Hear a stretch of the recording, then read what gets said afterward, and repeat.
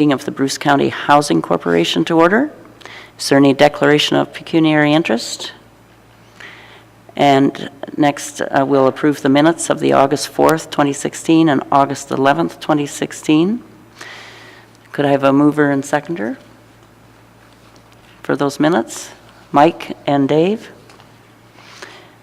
Is there any further discussion or comments? All in favor? Any opposed? That carried.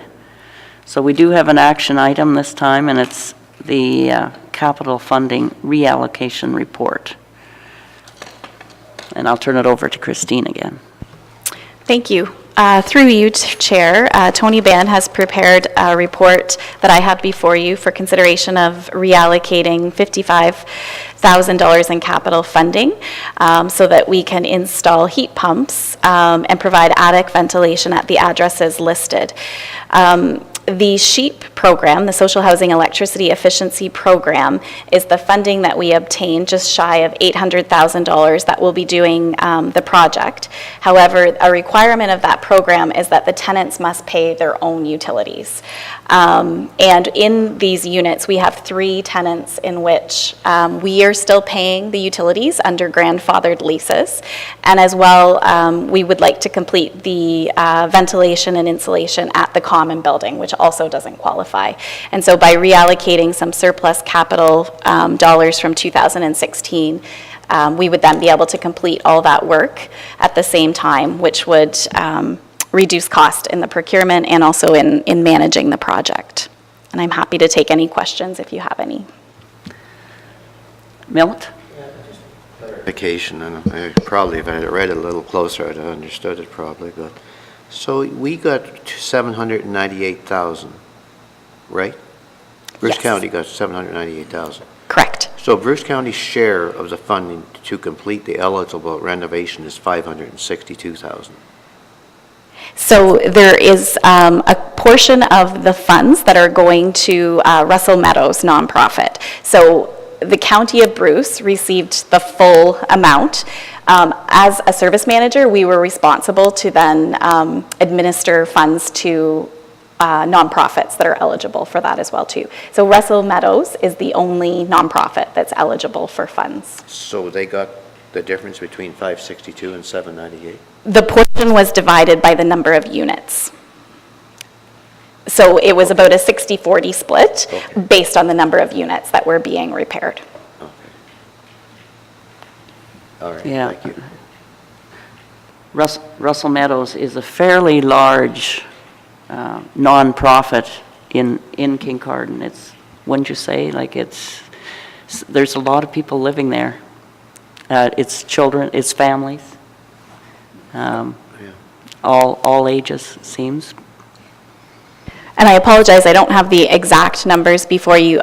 This is Tony's portion. He's presenting on his portion of what he'd like to do in order to make the project happen. The full details of the number of units that pertain to each would have been in the report that I had before you previously that Tanya had written around how we were administering the program. No, I was just trying to figure out 798 and 562. It's a 60-40 split is what it is between the number of units that we have involved in the program and the number of units that they have. So I know our numbers better. In Kincardine, we have just under 30 units there, and then we have the 45 at Port Elgin Rotary Nonprofit, that some of those are being impacted by this as well too, but it was based on the number of units. Thank you. Yes, Jay. Okay, so I'm still not clear on Milt's question. Generally, when you get funding, so this is 100% funded from outside our tax source, or like on a 50% basis of funding? This is money that's 100% provincial dollars that they have flowed to us as the County of Bruce as the service manager.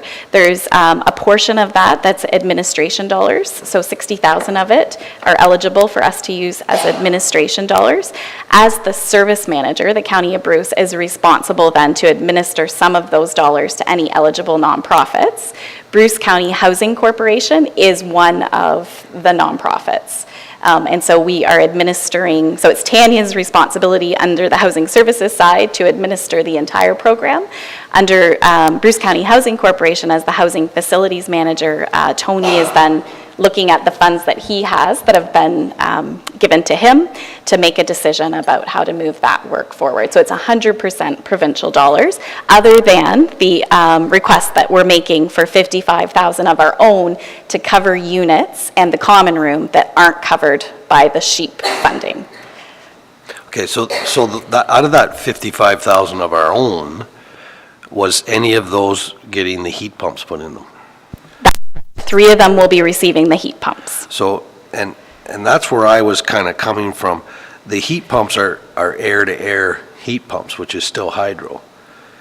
And I'm finding it very hard to realize in the future the cost savings to the person's monthly bill. If, you know, when we have the opportunity to switch them to gas and maybe put a gas fireplace in that unit, that would see a reduction in their monthly bill. So I understand what you're asking. Part of the requirement of this program, because it's the Social Housing Electricity Efficiency Program, is that it remains electric.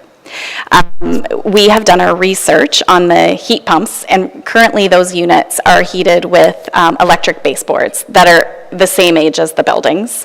And so they will see substantial savings in their monthly electricity bills, and there will be conservation gains. Other than they will be able to air condition in the summertime because of the heat, the air-to-air will air conditioning, so. It will, you know, whether they elect to use it, yes.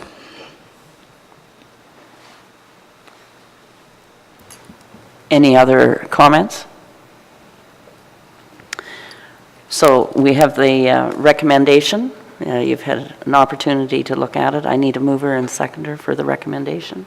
Moved by Milt, second by David, that we accept the recommendation to reallocate $55,495.20 in capital funding for what is listed there.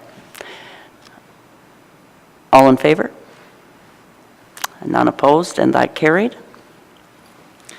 So next is the information item, the Housing Facilities Manager Report, and I'll turn it over to you. Thank you, Chair.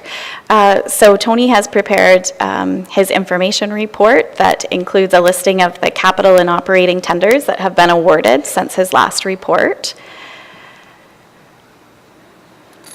Additionally, he has talked about the tenant chargebacks for damages that have been charged at this point in time, and did want to update you that unfortunately in Kincardine we are experiencing some termite infestation in one area of the building.